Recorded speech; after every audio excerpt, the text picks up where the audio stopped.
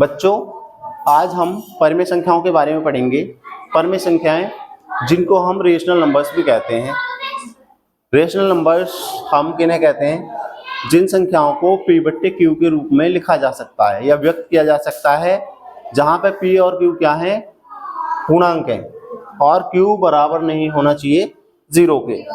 इनके उदाहरण हो सकते हैं 1/2, 2/5, -3/5, -7/10 और भी बहुत सारे उदाहरण हो सकते हैं। इनको आसानी से समझने के लिए हम संख्या रेखा की सहायता ले सकते हैं।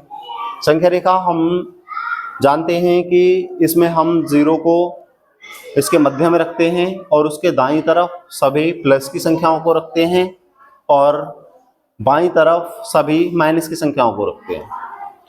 तो परिमेय संख्याओं को अच्छी तरह से समझने के लिए हम एक थैला लेंगे और थैले में हम सबसे पहले 0 के दाईं हाथ वाली संख्याओं को डाल लेंगे। 1, 2, 3, 4, 5, 6, 7, 8 और असंख्य संख्याएं हैं ये, और इन संख्याओं को हम कहते हैं प्राकृतिक संख्या।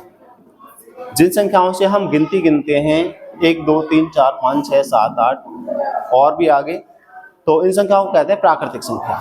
हमने सभी प्राकृतिक संख्याएं अपने थैले में डालनी है। उसके बाद हम 0 को भी उठा लेंगे।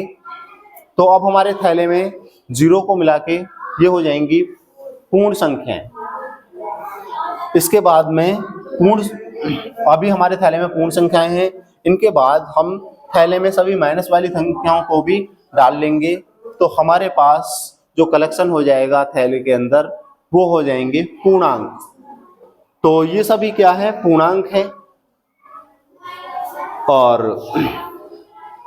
लेकिन ये जो संख्या देख रहे हैं हम, इन संख्याओं के अलावा भी बहुत सारी संख्याएं होती हैं, जैसे कि 0 और 1 के बीच में यहाँ पे देखेंगे हम 1/2 होती है। ऐसे ही इधर अगर देखें तो -1/2 होती है। और अगर 0 और 1/2 के बीच में देखें तो 1/4 होती है। और ऐसे इधर भी अगर इन दोनों के बीच में देखेंगे 0 और -1/2 के बीच में तो 1/4 होती है। ऐसे ही इन सभी संख्याओं के बीच में असंख्य संख्याएं हैं। तो अगर इन बीच वाली संख्याओं को भी थैले में डाल लें तो ये हमारे पास जो कलेक्शन हो जाएगा ये हो जाएगा परिमेय संख्याओं का। तो परिमेय संख्याओं में क्या क्या आ जाता है? परिमेय संख्याओं में सभी हमारी प्राकृतिक संख्याएं आ जाती हैं। प्राकृतिक संख्याएं 1, 2, 3, 4, 5, 6, 7, 8, 9 जिनसे हम गिनती गिनते हैं। 0 भी आ जाती है और इसके अलावा माइनस वाली भी संख्याएं आ जाती हैं, यानी सभी पूर्णांक आ जाते हैं।